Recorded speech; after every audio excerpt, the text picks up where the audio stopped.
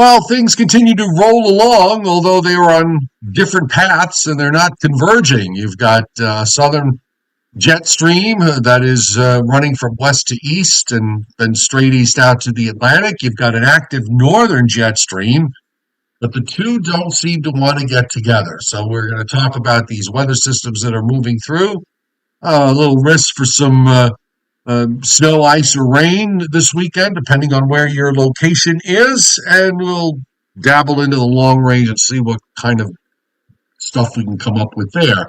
That is all tonight on the Joe and Joe Weather Show podcast, which you can easily support by shopping on Amazon and using our referral link to get there. Just search for your stuff, shop till you drop, and Amazon throws us back a little bit of coin for sending you there. It doesn't cost you one extra penny out of your pocket, and we appreciate very much those of you who have supported the Joe and Joe Weather Show podcast by shopping the referral link on Amazon.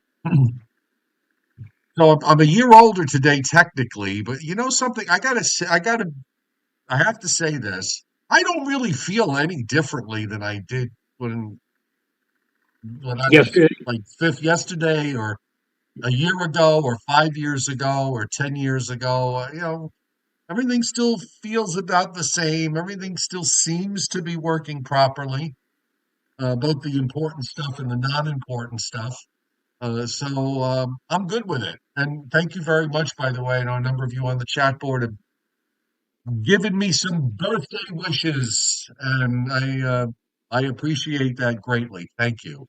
Although I can tell you for sure, when this show's done, I'm going to bed, straight to bed.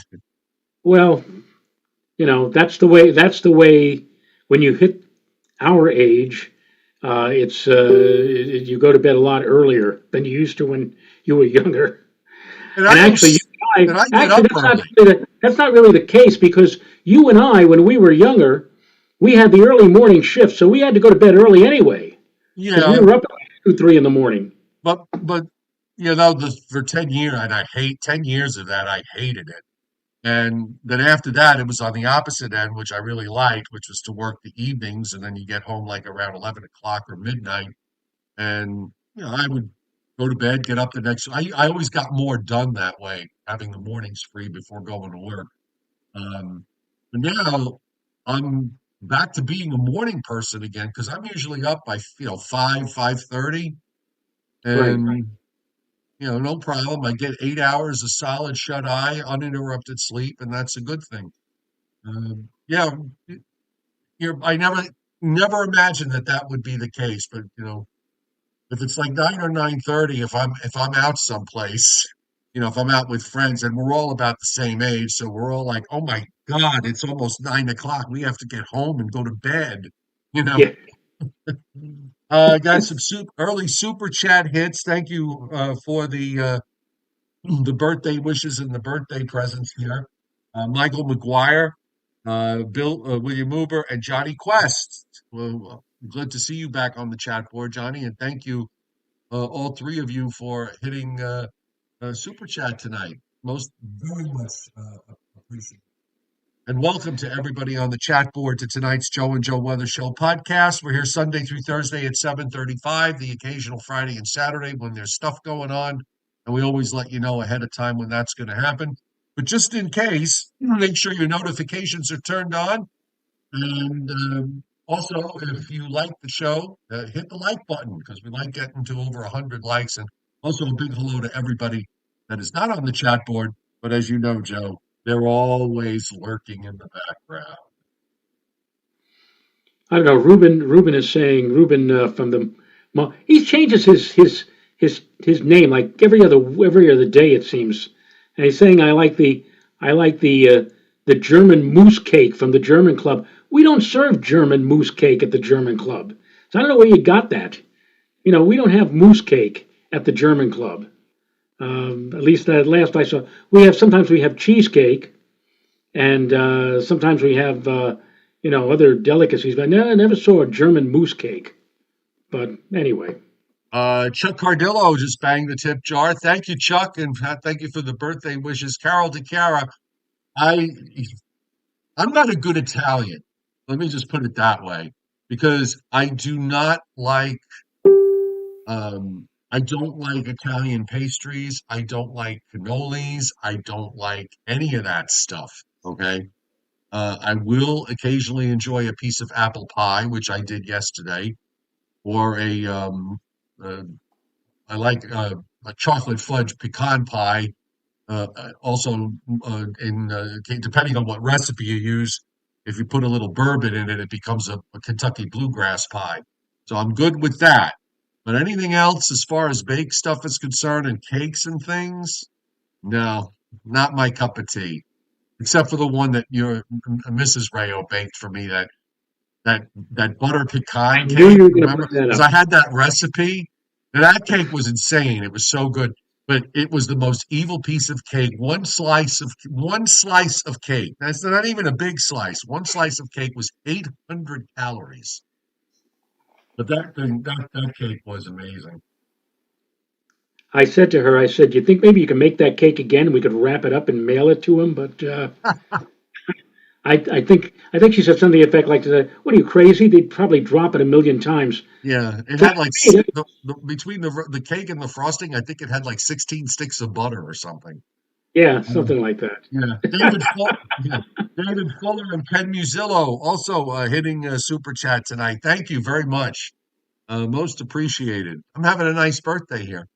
So, looking ahead, what was really interesting today? I'm going to bring it up right now. When I was actually looking at the satellite loop, the full U.S.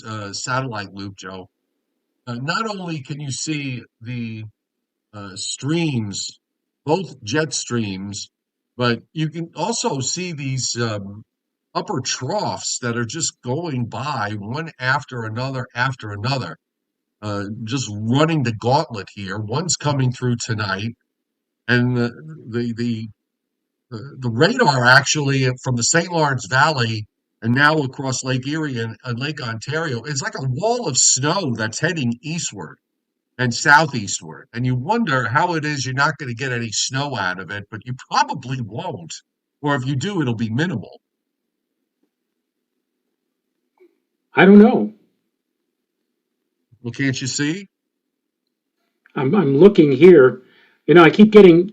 I'm not going to say anything nasty because I know that whenever we get these interruptions, when I refresh, and you get sometimes one or two sponsors, Right, and then they're smart. The first sponsor you see like at the bottom, like 15 or 20 seconds, you can't do anything about it. And right. then the second sponsor, then you can do something about it after 5 or 10 seconds. So you get these interruptions uh, every time I try to refresh. So I want to stay abreast of the like count when I Oh, do that okay. because my like counter doesn't seem to click the way yours does, or when it does, it doesn't. It does it late. Like after we get like 100 likes, and all of a sudden it starts clicking in, and I can start seeing it change. But any case, I have it. I can see what I see the satellite picture here on or the satellite loop now on my screen. Yeah, And there's a nice wall of snow with that trough that's coming southeast. I actually am in the minority. I did not mention anything on my Facebook page about any snow shower or flurry activity either tonight or early tomorrow. I figured it was going to, for the most part, stay just north and west of the Hudson Valley. And yet I've seen, Joe, forecasts that have even predicted anywhere from a coating to an inch with some of those snow showers. Maybe not necessarily tonight and tomorrow, but tomorrow night into Right, early Wednesday. That's when they're going with right, because there's another trough right behind it. I mean, there's three of these things that are right. marching along. It's a parade, and meanwhile, all that southern moisture, you've got this active subtropical jet that's running from the Pacific all the way to off the southeast coast. That's just, and it shows you the issue that we've been having all during the month of January, is the fact that except for that brief moment last weekend when we were able to get something to climb up the coast a bit, everything's been shooting out straight to the east, and this is no different. And you can't get a storm system of consequence. You can't even get a minor one, let alone maybe a moderate one, unless you can somehow get these two jets to couple somehow, and it's just not happening. Yeah, it's not. I think I can best describe the coming days and weeks ahead from Dr. Cohen, who only posted his latest message on Twitter or X or whatever you want to call it just about an hour ago. He says the winter of the stretched polar vortex continues. Can we get up to double digits in stretched events, or is the polar vortex ready for a new act? Lots of uncertainty for February and model mayhem as I try to make sense of it. So Well, even he's I had said a couple of days ago, everything's there's the looking at the models and looking at the long range and everything else that was going on just left me in a state of confusion. it is. Yeah. It's crazy. Well, yeah, I agree with what he said. Model mayhem. Case in point, this weekend my grandson turns 1 year old, and they have they being my son and my daughter-in-law have a party planned for the weekend. And yesterday they were very concerned because all the forecasts, including yours truly and even yours, Joe, it is suggesting that this weekend we might be hit with snow, sleet, ice, rain. They didn't know what the story was, and now today it looks like there's going to be high pressure coming to the rescue, like the charging cavalry, and that disturbance that looked for all the world like it was going to bring lots of problems for Saturday into Sunday. Suddenly now it looks like that high pressure is going to try to push that system off to the south. I think you Well, actually even alluded to that would that yesterday. be a huge shock considering the fact that just about everything in this winter has gone south, that wouldn't that this one should too? And another example of the model trying to take something over up to the western lakes, that's not going to happen. Yep, yep. That seems to be the story for this particular winter. Storms going to the south. Yeah. John Menendez, thank you for the generous super chat hit, and also thank you to Helen Bertona, equally generous, and Christina Pedia, equally generous. Thank you for the super chat hit and the happy birthdays. I'm glad I had another one. Let's put it that way. We do have winter storm warnings up in north central New York. There's a shocker. And we've got some winter weather advisories in southwestern New York, along with some high wind warnings that are up for parts of western New York. The gradient getting fairly tight there. A few patchy areas with wind advisories: southern Michigan, northern Ohio, the Appalachians from southwest Pennsylvania down through West Virginia into western Virginia, all under wind advisories. And we've got air stagnation issues going on in the Pacific Northwest, and a few winter weather advisories in California, in the mountains, northwest of Los Angeles, and the other ones are in northwestern Arizona. Take a look at this radar. I mean, that's all solid snow for down the St. Lawrence Valley. I'm going to give this a quick refresh. In fact, that snow is now coming into north central New York. And there's another area that's moved into southwestern New York. There probably are some little bands of heavy snow in this, and it's a pretty solid wall that goes right across the north shore of Lake Erie and into southern Michigan, and it's just sliding to the southeast. I just love how the models, though, when you look at these things, how the models hold on to this until it gets south of I-90, and then all of a sudden it just all disappears. Well, that part of the reason, if you take a look at the very latest, as I'm doing right now, the very latest NAM FOOS, these are the tabular numbers. I'm not looking at a specific weather chart, as you might if you were looking at it on Tropical Tidbits or Pivotal Weather. I'm just looking at the numbers, and the numbers, Joe, show that the bottom part of the atmosphere, the last 30 or 40 millibars, the R1 layer, as of 7 o'clock this evening, 51%. As of 1 a.m. tomorrow morning, 71%. And then it goes down again to 64% by 7 a.m. tomorrow morning and 44% by tomorrow afternoon. Now, I've always said that if you're going to get any kind of snow or any kind of precipitation, you need to moisten up that lower layer to an RH, or relative humidity, of at least 80%. And on these numbers, it tells me that even if the radar shows that precipitation is falling over our immediate tri-state area, that it's not going to make it down to the ground, not with those lower levels so very dry. We may have virga. So a lot of the forecasts that have been saying, oh, well, we're going to have snow showers after midnight tonight and early tomorrow. Well, maybe the radar will suggest that, but how much of that is going to reach the ground with those very dry, low-level numbers? We'll see. Yeah, definitely reaching the ground up there. Wherever you see the green, that's usually a good indicator on the radar that it is actually reaching the ground. The blue area is not.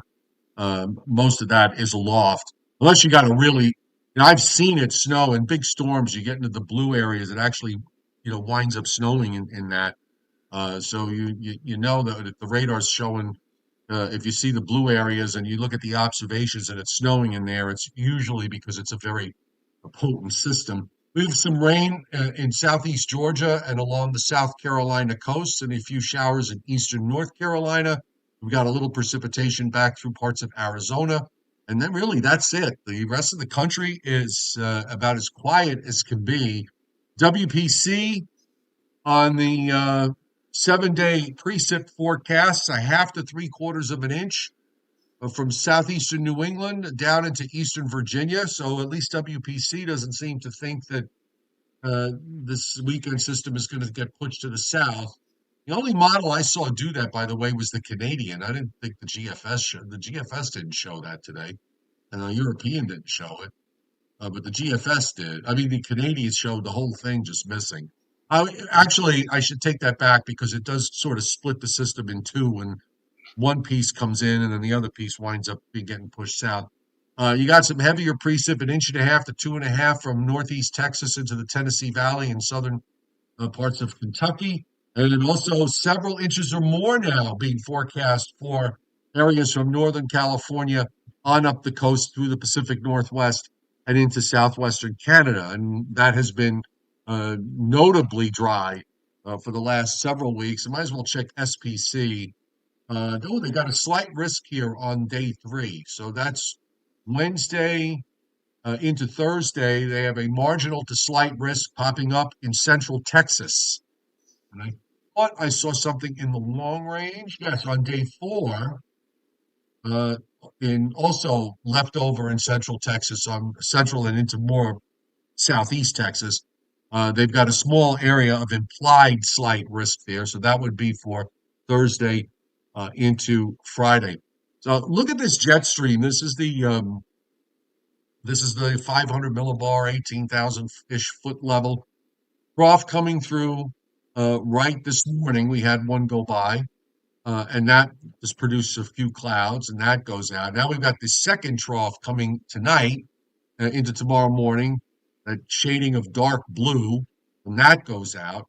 And then a third trough comes through on Wednesday, and then that goes out. In the meantime, we've got this wrapped up cutoff low in the southwest that's waiting for an opening to move eastward, and it finally does.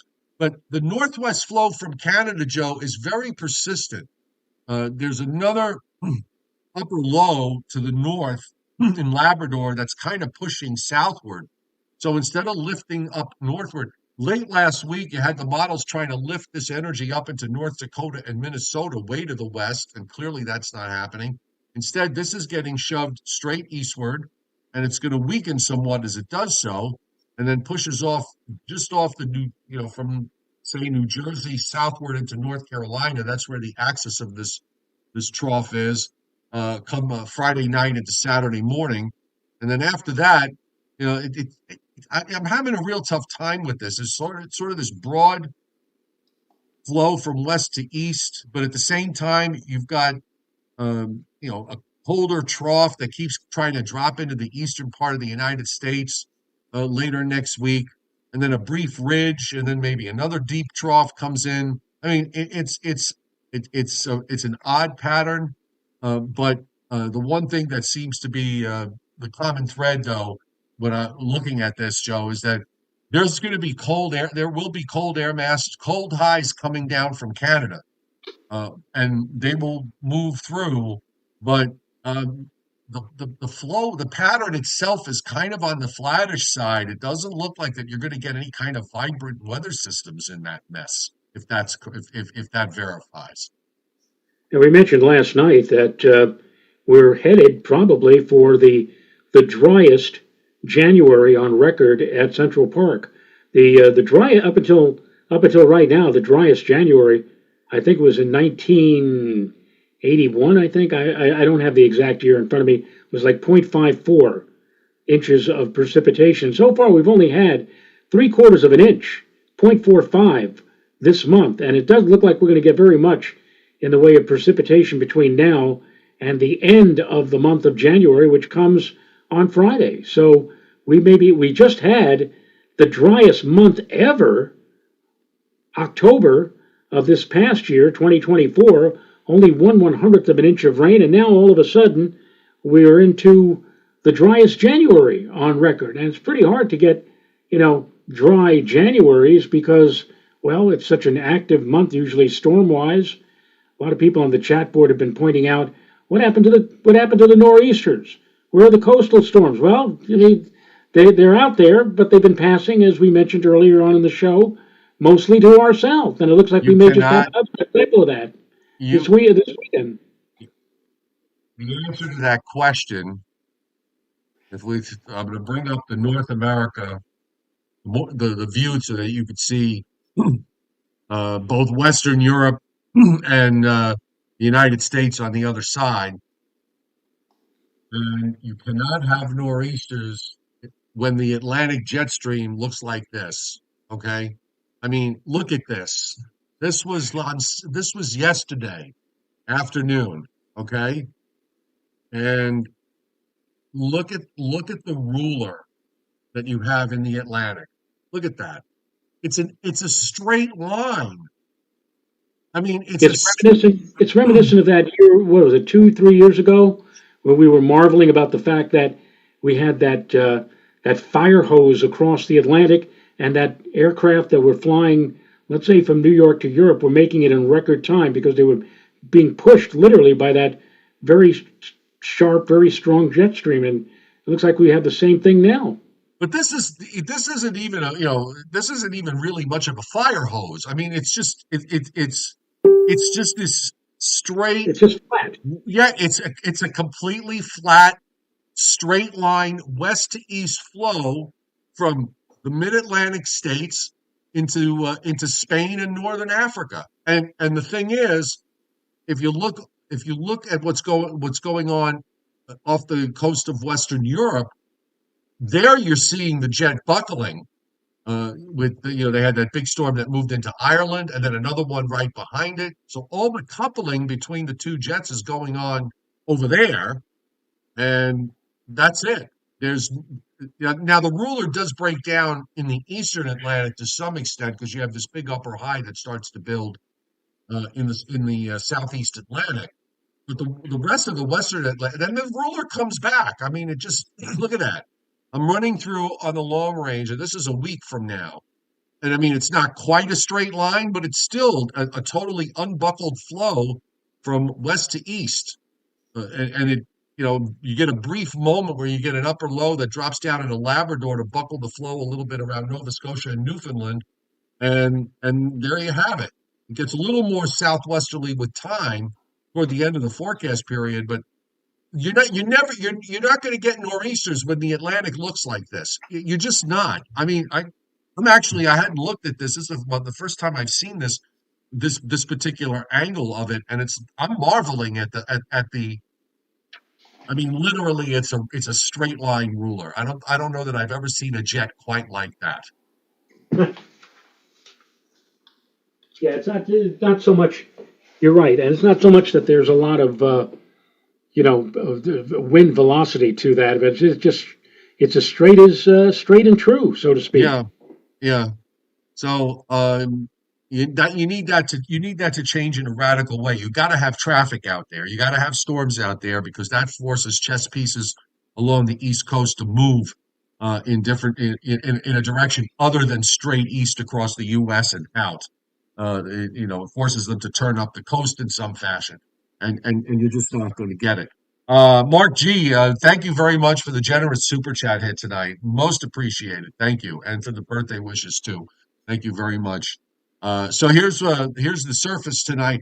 Here's that wall of snow. And they're going to get some pretty decent snow squalls out of this in upstate New York, and also up into northern Vermont, New Hampshire, and northern Maine, and in New Brunswick in Canada.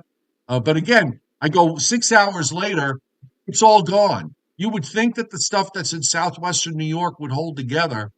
It just totally disappears by the time we get to Tuesday morning. Here comes the next one. Now, this low is going to dive a little bit and reform near Cape Cod. So, all the snow with this is going to go through upstate New York and probably into central and northern New England. Maybe it makes it down to the northern half of Connecticut for a few hours, and then that goes away. And now you got this system from the southwest getting kicked out, and you are going to see some decent rains in the lower Mississippi Valley and moving into the Tennessee Valley. The surface low goes up into Illinois and dies out.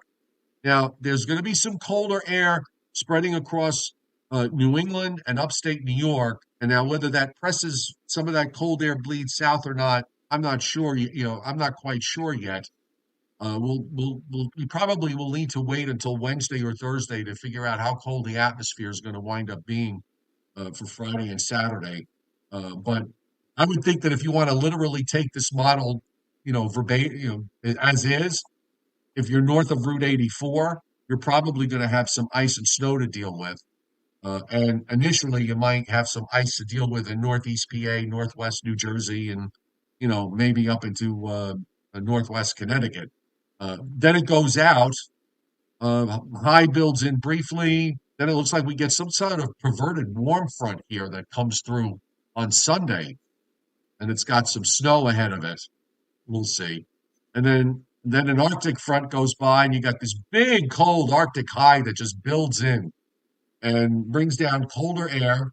And of course, the cold air moves out when the moisture comes back, and then it's got rain. But again, I would caution that it has another low trying to go to the Great Lakes. I don't know if that's going to be the case or not. It keeps trying to do that. Models keep trying to show it, and it doesn't wind up happening. And then another big high comes down after that. So there seems to be plenty of cold air coming down from Canada, but it's totally mistimed with whatever short waves are running around. It certainly looks like an active pattern for the first week or 10 days of February. It's just not the kind of activity, I guess, that a lot of folks want to see here. They would prefer to see something. What happened? We suddenly blacked out. No, I hit I hit the wrong key on the mouse. I was going to say something like that. Like the winter's looking black for Yes. winter weather. All of a sudden, everything went black. Well, listen, look at it, there better be another event or two because New York City is still not in double digits, and that would make it 3 years in a row for 3 winters in a row, which has never happened before. Well, on record, it's never happened before. Right. Wasn't it just about a decade or so ago where we actually strung together 4 consecutive winters with 40 or more inches of snow? And we Hmm. said, "Wow, this is great." Well, now we're seeing the other Everybody side. thought that was the new normal. Yeah. Now all of a sudden everything is flipped the other way. 92 likes, Joe. 92 likes. So have the bell ready because we're almost at 100. We just love when we get 100 likes here on the Joe and Joe Yeah. Weather Show podcast. So if you like the show, hit the like button. Um, I got a Briller Jeopardy from Scott, And who how is is back. how is the chairman how is the chairman doing? Um, you know what? I was so busy today that I just saw it. I didn't get a chance to respond.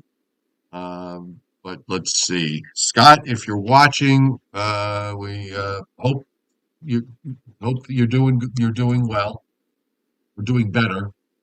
So here we go. Uh, okay, I'm gonna love this. So these are average snowfalls for these cities, Joe, in the month of January. Okay. And you may ring the bell now because we're at 114. I see 115. Yeah. Okay. Yes. Oh, you Thank got you. to ring the bell. Thank you. We're doing it. We got to get you a louder bell. We could What get kind you of a like bell? a louder bell. Oh, Louder. It's not a brand. It's an adjective here. be Louder like the bell. be like the guy at City Field, cowbell man, he walks around the ballpark during the game and he rings a cowbell. Oh God. All right. Well, let's do these cities, shall we? Surely. Surely, Chicago. Average January snowfall, folks, for Chicago.